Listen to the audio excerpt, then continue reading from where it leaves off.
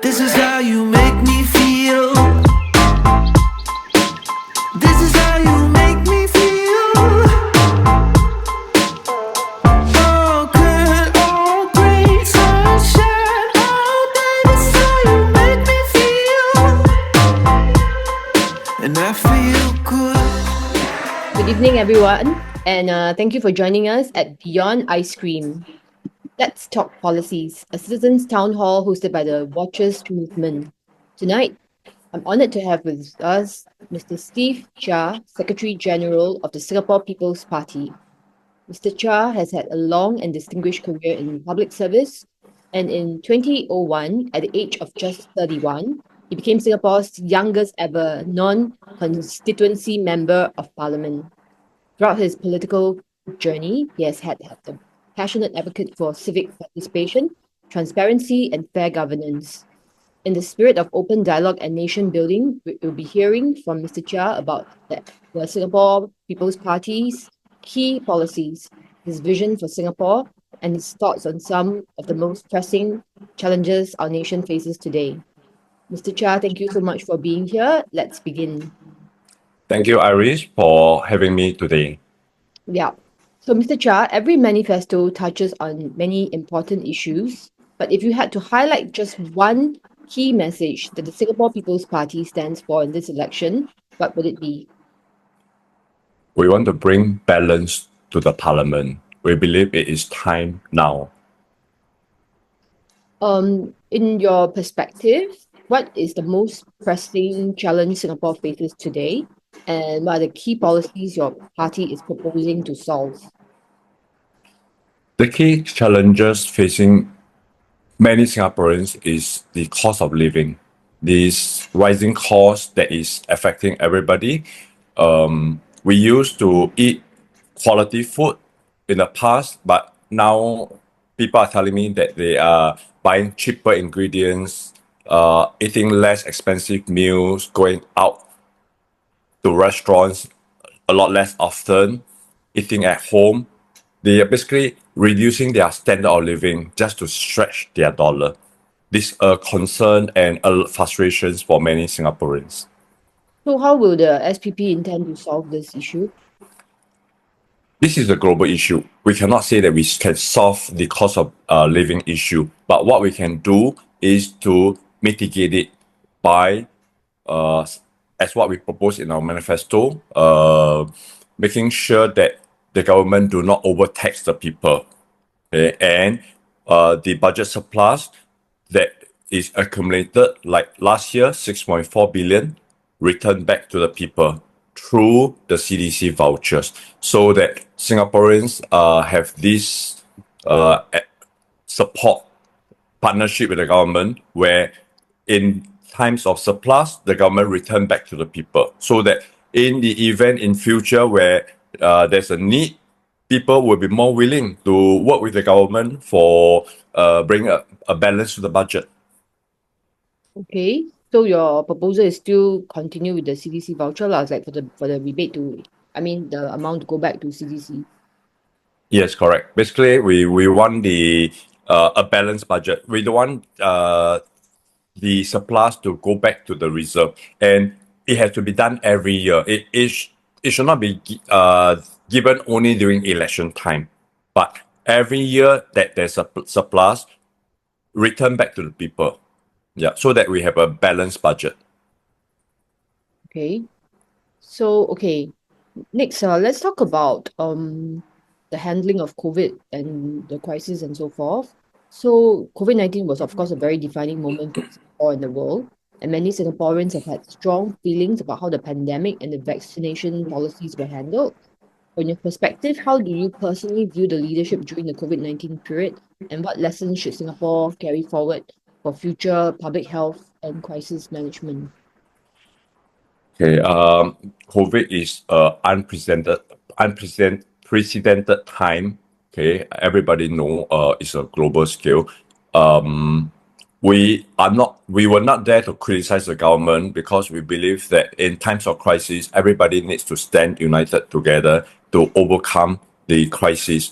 There are questions about vaccine and usage and how the government forces the people to get vaccinated.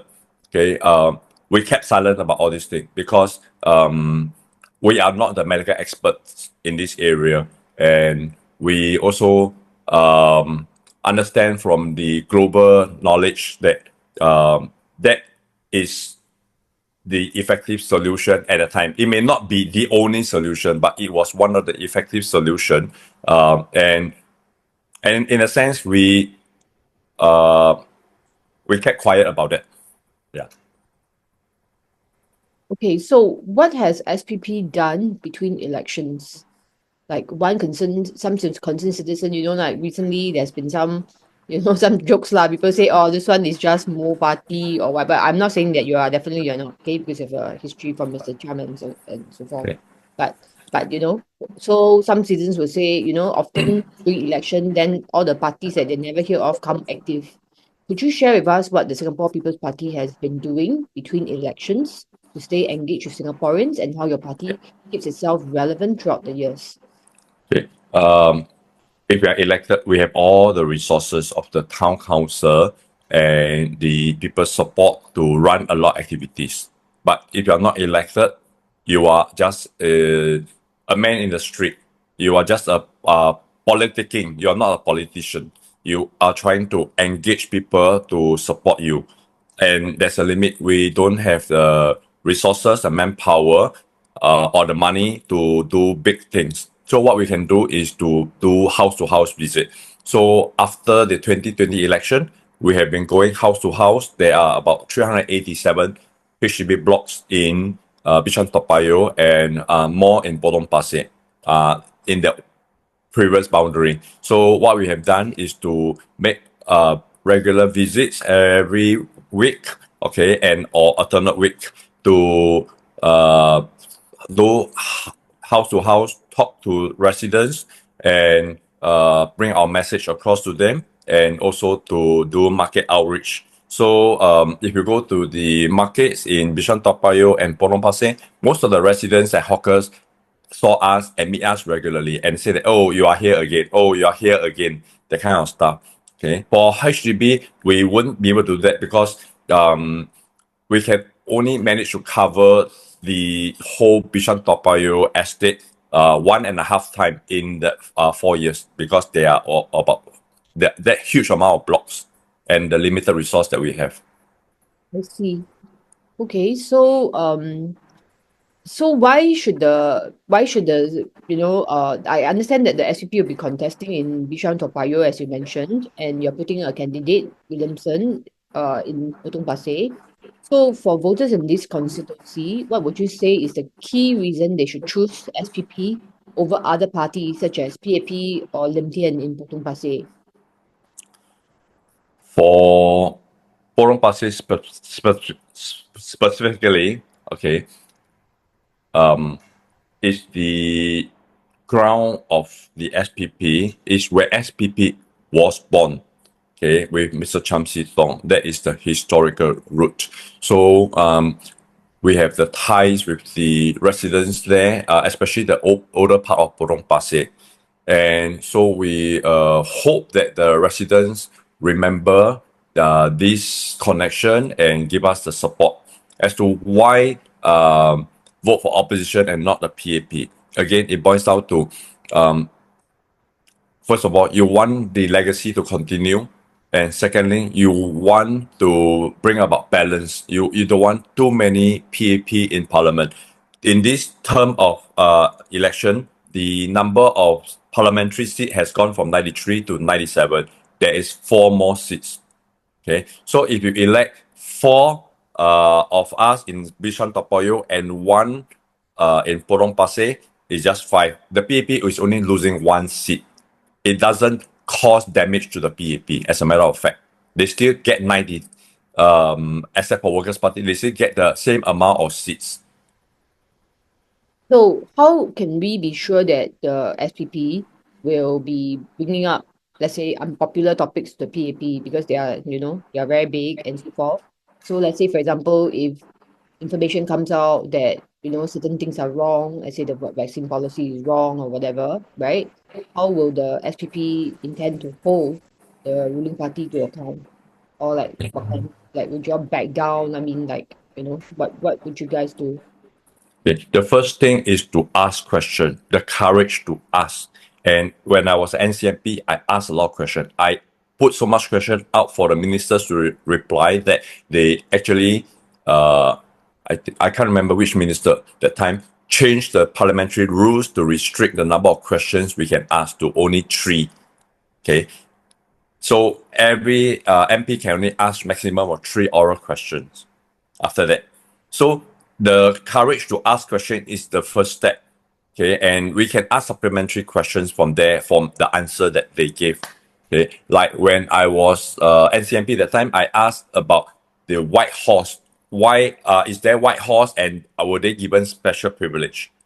And the minister that time said, "Oh, the white horse policy is to make sure that they do not get special treatment." Okay, so they are identified as white horse and they are not given special treatment. Okay, I leave it as that as it is, and for Singaporeans to judge. So in the same way, we have to ask questions, thorough, correct questions for the minister to reply. And if their reply makes a mockery or make them look questionable, then we can develop from there. And Singaporeans will say, "Hey, this minister is not answering the questions." Very good. Well, we should certainly hope that you'll be in Parliament to ask more difficult questions. Now, you have also been involved in politics for more than 20 years. So what keeps you going? Even though, although sometimes maybe feel tough and so forth, what's the thing that keeps you going? And do you encourage more Singaporeans to be a politician? Okay, this is my 6th election. I started contesting in Singapore general election and when I'm 26. But as a matter of fact, I have been contesting election way earlier. When I was in the junior college, I ran for the student council. And then when I go to the university, I ran in the hall JCRC. And then when I went on to run for NUSU, become the SecGen and become the president of the Students' Union. So after that, I got into when I started working, I contested the opposition. I also in the general election. After that, I also set up clubs, running clubs, and motorcycling club. And also every year we have election, and I'm always surprised. So I don't know, it's the blood in me to always be involved in elections or the I like to be in the position where I can influence policy and make good policies that benefit the people and the community.